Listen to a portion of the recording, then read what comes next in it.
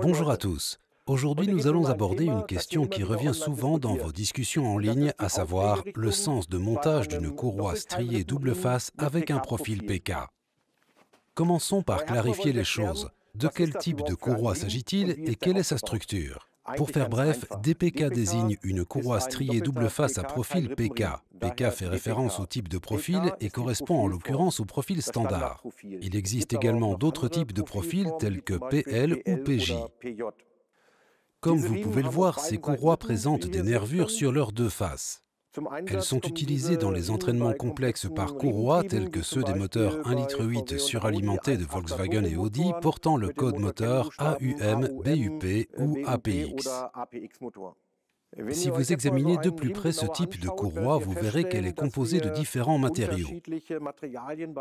Sur l'une de ces faces, nous avons un revêtement en caoutchouc et sur l'autre, un revêtement textile. Autrement dit, cette face est rugueuse au toucher. Une rugosité que l'on doit à un tissu spécial, cette face étant celle qui est constamment en contact avec l'alternateur. Il peut arriver qu'en sortant cette courroie de son emballage, vous constatiez qu'elle se vrille en formant 2 voire 3 boucles, si bien que vous ne savez plus comment elle était lorsque vous l'avez extraite de son emballage.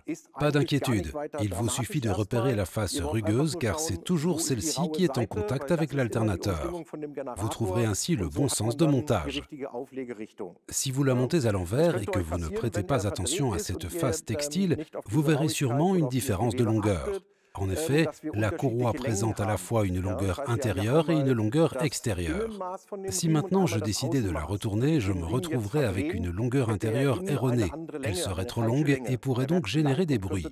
C'est pourquoi il est important de toujours monter la courroie dans le bon sens et de bien repérer où se trouve le revêtement textile.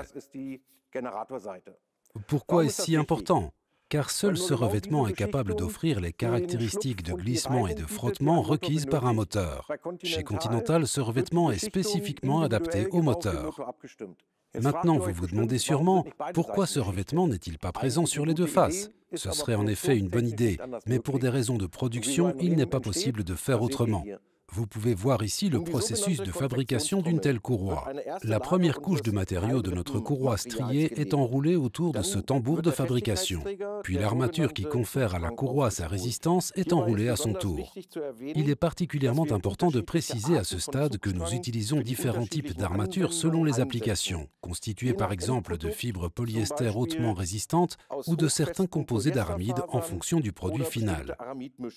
Puis c'est au tour de la deuxième couche de matériaux d'être enroulé automatiquement autour du tambour de fabrication au moyen d'un procédé d'application de plaques. Le manchon ainsi obtenu est scindé en deux pour une plus grande facilité de traitement ultérieur. Après une période de stockage provisoire bien définie, les manchons sont vulcanisés, autrement dit comprimés sous l'effet de la pression et de la chaleur.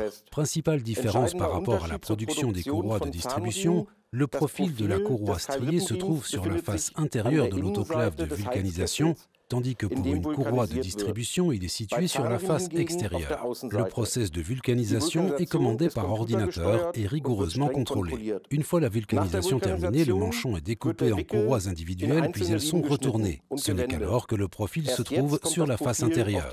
Les manchons font l'objet d'un contrôle afin de vérifier la conformité de leurs dimensions et de leurs propriétés de fonctionnement ainsi que l'absence de défauts. Le contrôle final est réalisé par un personnel spécialisé dûment formé. Au préalable, toutes les courroies font l'objet d'un contrôle croisé par la machine. Si vous avez besoin de plus amples conseils de montage, consultez notre PIC. Vous y trouverez des instructions de montage gratuites et bien d'autres informations. À bientôt dans votre atelier.